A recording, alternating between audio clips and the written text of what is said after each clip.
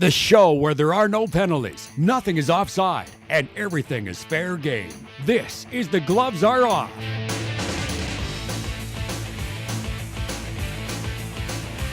Hello and welcome to another edition of The Gloves Are Off. I'm Moses Woldu. We got a great show for you. A lot of surprises, much like the Bobcats' victory against Whitecourt last night. We'll have more on that in a second. But first, my co-host, Andrew Brethauer. How are you doing, man? Good. Fired up today. Yeah? Fired up. You seem like it. Seem like it. All right. We're I in the like mood. it. I like it very much. We're pleased to have this guy, too, who always gets fired up from time to time, especially when it comes to baseball. You definitely help out with the organization, the AAA Prairie Pirates, and I'm pleased to have you, Ryan Sklapsky, on board. Good.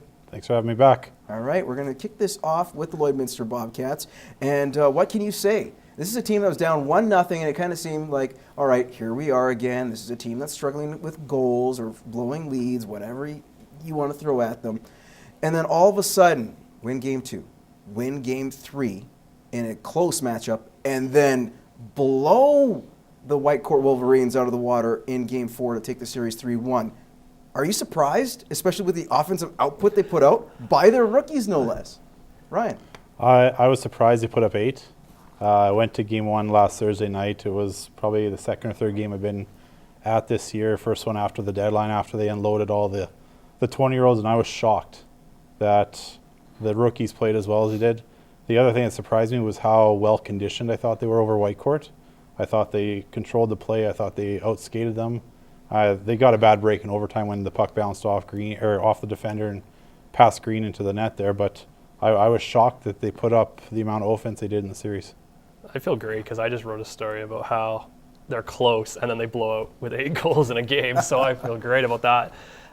My biggest surprise with them is how consistent they played. And that's if you take out that 12 minutes in the third period of Game 1, first period wasn't great, but we'll just nix that a little bit. They played pretty consistent over 4 games, which is always the overlying factor of this team. They're never consistent. It's always, a couple games here, then they're off. Couple games, they're off. And so putting that kind of pressure on for 4 games straight is a great thing to see heading up against Bonnyville.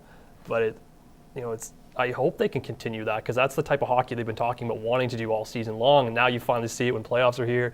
And you're not just getting it from you're getting it from everybody. You're getting the rookies involved. You're getting all 4 lines. Yeah, all 4 lines. Green's working great. So that's the surprise to me is just how well they're playing overall over 4 games. All right, you talk about those 4 lines. You look at Schweitzer.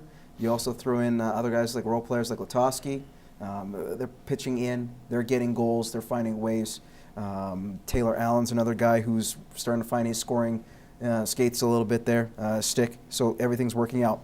However, all this could be for wash if they lose to Bonnyville, a rival. You know these 2 teams don't like each other, which is awesome to see because it's going to be great hockey for the next 4, 5, 6, 7 games. But here's the thing. Can the Bobcats actually sustain the pressure, the depth that they have in Bonnyville? Could they actually make this a series? I think they can make it the series. I think the biggest thing is if Devin Green can continue his play the way he has. I think being the only 20-year-old this year left after unloading Springer and Coons and the other guys they did, I think Green is kind of taking it on his shoulders. This is my team. We're going to go as far as I can take you. And it'll be up to the role players, the Taylor Allens, the Mulders, the other guys in the lineup to finish the goals, help out with power play, help with the PK. And, it's going to have to be a team victory, just like their Whitecourt series was. And Tremblay for Bonnyville's played exceptionally well. You look at his stats and compare them to Green, they're really similar. So this is a goalie duel. So it's going to go out. You have the solid goalies on both sides. It's not what the players can do. And if you're looking at depth on either side, Bonnyville does have some more scorers. But now the Bobcats are playing that consistent hockey.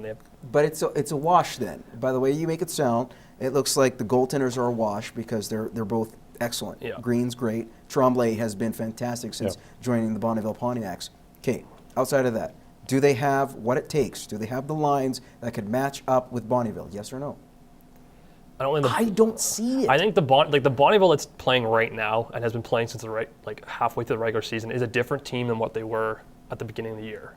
Bonnyville started, I think, in 5th when the trade deadline happened, and they've rocketed up to 3rd. Evan Warmington, great pickup. Yeah, and so they've done some great things. And Tremblay is one of those picks, too, that they picked up. And when you add an extra goalie and you add an extra player who can add so much value, now you've just made your team a lot more dangerous to play against. So it's going to come to, Lloydminster can play consistent, perfect hockey, and you can't have those third periods in game ones where you fall apart and you lose a goal lead. Like, you need to be playing your best hockey from start to finish. And that's the thing we talk about with the Bobcats all the time. They're not playing 60-minute games. Well, if you're not playing 60 minutes now, it's going to be a quick playoffs, because Bonnieville's not going to let you off the hook on that. Okay, I want to get to this, though. I want to talk about the Toronto Maple Leafs and move on to a team that's has much bigger problems than I think anybody has in professional sports.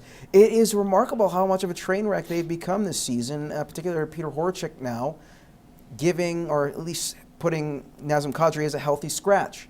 This seems to be just there's more to this. For sure. That's how I see it.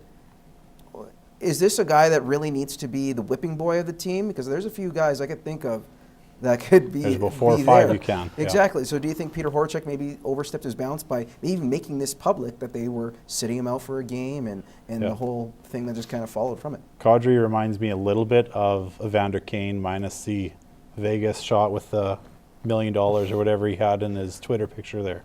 You got Phaneuf, you got Lupul, you got Bozak, you got all these vet guys, and you're picking on your first-round pick from 2-3 years ago. Horachek, I think, is coaching for next year.